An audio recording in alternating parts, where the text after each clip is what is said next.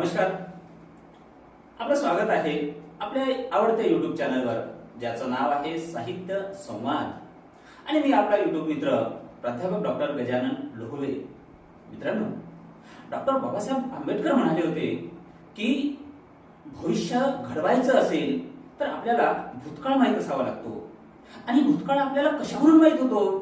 तर भूतकाळाच्या या इतिहासामध्ये ज्या काही वस्तू, ज्या काही संस्कृती, जे काही मौल्यवान गोष्टी गडप झालेल्या आहेत त्यांच्या उत्खननामधून, जेव्हा त्यांचं उत्खनन होईल आणि मोहनजोदारो, हडप्पा अशा अनेक सुसंस्कृत संस्कृती जेव्हा आपल्या लक्षात येईल, तेव्हा त्यांचा वसा आणि वारसा घेत घेत आपण अत्यंत विकसित जीवन जगू.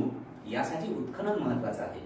आणि मित्रांनो, पुरातत्व विभाग हे उत्खनन करतायत आणि इतिहासाच्या गर्भामध्ये काय दडलेलं आहे हे आपल्याला सांगतायत. पुरातत्व विभागाचे अत्यंत त्यांना छंद असलेले सक्रिय कार्यकर्ते म्हणून, किंवा त्यांनी आपल्या आयुष्याचं जीवित कर्तव्यच इतिहासाचं उत्खनन मानलेलं आहे, असेही एक यवतमाळचे भूमिपुत्र आहेत, ज्यांचं नाव आहे गोपीचंदजी कांबळे. मित्रांनो, ते आपल्या स्टुडिओमध्ये आज आलेले आहेत आणि उत्खननामध्ये उभं आयुष्य त्यांनी घालवलेलं आहे. आनंद असा वाटतो की ते फॉरेस्ट डिपार्टमेंट मधून आरएफओ म्हणून रिटायर झालेले आहे. फॉरेस्ट डिपार्टमेंट मध्ये उभं आयुष्य काम करत असून सुद्धा त्यांनी उत्खननामध्ये छंद म्हणून आपलं छंद जोपासलेला आहे. त्यांचं आपल्या या स्टुडिओमध्ये मी सहर्ष स्वागत करतो आहे. नमस्कार कांबळे सर. मित्रांनो, गोपीचंदजी कांबळे हे यवतमाळचे भूषण आहे. उभ्या महाराष्ट्रामध्ये पुरातत्व विभागाला जर एक अनुभवी व्यक्ती जर पाहिजे असेल तर आपण गोपीचंद कांबळे सरांचं नाव घेतो आहे. मित्रांनो, बौद्ध धर्माचा, एकूणच बौद्ध धर्माचा विकास जो तथागताच्या काळामध्ये झाला, जो सम्राट अशोकाच्या, कनिष्काच्या काळामध्ये झाला आणि नंतर प्रतिक्रांतीने तो थांबवला गेला, या धर्माचा पुन्हा प्रसार व्हावा, प्रचार व्हावा आणि एकूणच पुरातन संस्कृती ती बाहेर यावी, व्यक्त व्हावी, या अनुषंगाने ते आयुष्यभर प्रयत्न करत आहेत. आणि त्यासाठी त्यांनी अनेक मौलिक ग्रंथ सुद्धा लिहिलेले आहेत.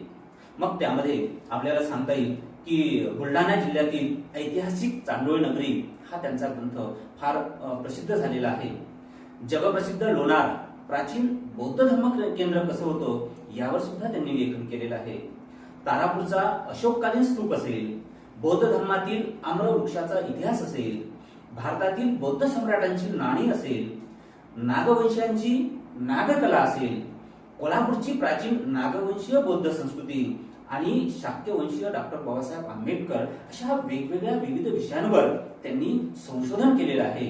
आणि अथक परिश्रमातून त्यांनी समाजाला एक नवा आदर्श घालून दिलेला आहे. या त्यांच्या कार्यासाठी अनेक संस्थांच्या माध्यमातून त्यांना अनेक पुरस्कार सुद्धा मिळालेले आहेत.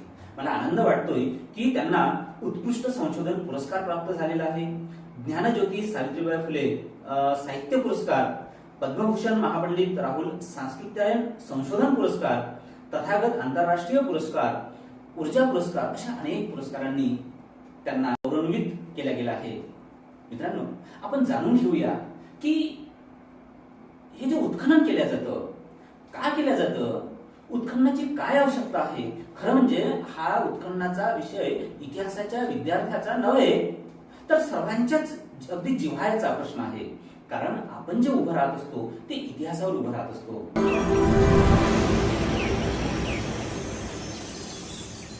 कांबळे साहेब, आपला जन्म कुठे झाला आणि इकडे तुम्ही कसे वळलात ते थोडक्यात सांगा. सर, माझा जन्म यवतमाळ जिल्ह्यातील राळेगाव येथे झाला आणि त्या राळेगावमध्येच आजूबाजूला काही प्राचीन विहार मंदिरं होते त्या काळची. त्याचं मी शालेय जीवनामध्ये निरीक्षण केलं होतं. आणि माझं जेव्हा मला फॉरेस्टमध्ये नोकरी लागली तर मी बल्लारच्या येथे जॉईन झालो. आणि त्या काळात तिथे चंद्रपूर जिल्हा हा ऐतिहासिक दृष्ट्या फार महत्वाचा आहे. आणि तिथे मोठे मोठे प्राचीन बौद्ध स्तूप आणि वगैरे होतं. तर बल्लारच्या ते कार्यरत असताना एक फॉरेन पोस्ट खात्यामध्ये टी.टी. जुलमे नावाचे संशोधक होते. आणि त्यांनी एक प्रोग्राम टूर आयोजित केला होता की माणिकगड किल्ल्यावर. आणि मी समाजसेवेत सुरुवातीपासून शालेय जीवनापासून असल्यामुळं तर तेथील लोकांचा माझा परिचय होता. तर त्यांनी मला त्या टूरमध्ये जाण्यासाठी आमंत्रित केलं आणि तिथे माझी पहिला परिचय झाला टी जुलमे यांच्याशी. आणि त्यांनी ते जो माणिकगड किल्ल्याचा ते बुद्धिस्ट किल्ला आहे, नागवंशी किल्ला आहे, त्याचं वर्णन केलं. आणि तिथून मग मला ते छंद लागला की अरे हा तर इतिहास आपला आहे आणि ह्या इतिहासाचा जर आपण जर अभ्यास केला आणि लोकांना सांगितलं जर हे तर फार चांगलं होईल. आणि त्या घटनेपासून माझ्या विचारात बदल झाला. मग हे कसं करायचं, कारण की आपल्याला आपण संशोधक नाही आणि इतिहास नाही. मग त्यांनी डिस्कस मध्ये सांगितलं की त्याच्यासाठी तुम्हाला आपल्याला भ्रमंती करावं लागेल, वाचन करावं लागेल आणि त्याच्यावर मग आपलं मत मांडावं लागेल. आणि ही संस्कृती फार मोठी आहे. तर त्या वेळपासून माझा मग हा छंदाकडे मी वळलो. एक सांगा की आपण मला असं समजलंय की आपण फॉरेस्ट खात्यामध्ये आरेखू म्हणून कार्यरत होते. आणि फॉरेस्ट खात्यामध्ये असून सुद्धा आपण इकडे पुरातत्व विभागाकडे वळलेले आहे, म्हणजे एक छंद म्हणून वळलेले आहे. हा कुठे काही घरून असा वारसा होता का? थोडं तुमचा जन्म कुठे झाला आणि घरून असा वारसा होता का?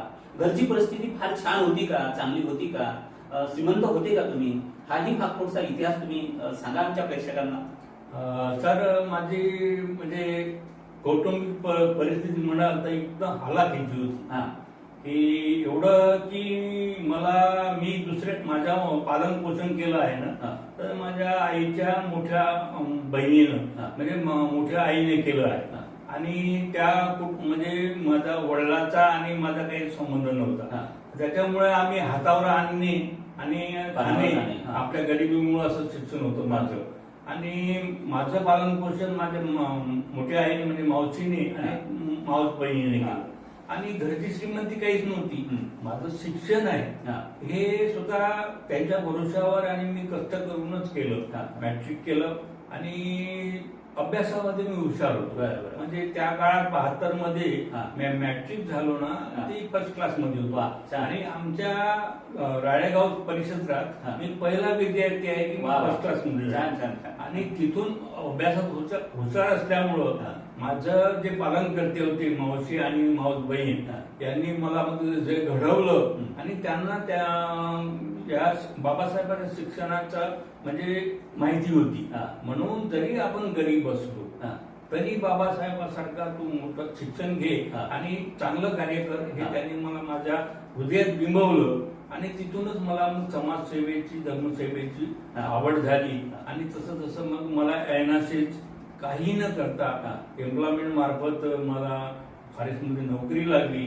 आणि माझं पहिलं सेंटर म्हणजे बल्लारच्या होतं. आता सुरुवातीपासून शालेय जीवनापासूनच मी गावामध्ये सामाजिक कार्यात धम्मी कार्यात भाग घेत असल्यामुळं तिथेही माझा तो तसाच परिचय म्हणजे हे होता. आणि तेथील लोकांशी माझा संपर्क आला आणि त्याचं फलित म्हणजे हे टूर आदरणीय टी जुलमे यांच्यासोबत झाला. म्हणजे तुम्ही शालेय जीवनापासून वनविभाग असेल किंवा एकूणच आपण गरीब असल्यामुळे खरं म्हणजे मित्रांनो गरीबालाच गरीबाची कणव येत असते. आणि म्हणून मग गरिबीतून यांचा प्रवास झाल्यामुळे निश्चितच गरिबांना आपण ज्ञानदान करावं. जो इतिहास गडप झालेला आहे त्याचं उत्खनन करून नवा मार्ग दाखवण्याचा प्रयत्न करावा. या अनुषंगाने गोपीचंद कांबळेजी आपल्या त्या खेडे विभागातून नोकरीला लागले आणि फॉरेस्ट खात्यामध्ये राहत असून सुद्धा त्यांनी पुरातत्व विभाग जोडलाय असं म्हणायला हरकत नाही. आणि त्यामध्ये त्यांनी खऱ्या अर्थानं कार्य केलंय. खरं म्हणजे हे कार्य फार अभिनंदनीय आहे. इतिहास उलगडणं फार कठीण असतं. इतिहासाचे धागेदोरे इतिहासामध्ये गडप झालेले असतात. ते धागेदोऱ्यांना उकळणं आणि आपली पुरातन संस्कृती किती भव्य होती, दिव्य होती, त्या दिव्य भव्य संस्कृतीवर आपण वर्तमानाचा इमळा उभा करणं हे फार मोठं काम असतं मित्रांनो. ते कांबळेजी करत आहेत. मला एक विचारायचं आहे आपल्याला की इतिहासाचं उत्खनन का केलं जातं? कारण उत्खनन करताना बरीच मोठी प्रक्रिया असते. एखाद्या ग्रंथामध्ये या ठिकाणी ही नगरी गडप झाली, इथे होती, इथे भव्य संस्कृती होती, हा संदर्भ मिळतो. बरोबर आहे, हा संदर्भ मिळतो आणि त्या संदर्भावरून त्या ठिकाणी त्या जागेची फारशी मोडतोड न करता पुरातत्व तसंच सांभाळून ठेवता उत्खनन करणं हे फार जिकिरीचं, महत्वाचं आणि एका वेगळ्या दिशेचं कार्य आहे. हा सगळा प्रवास फार मोठा असतो.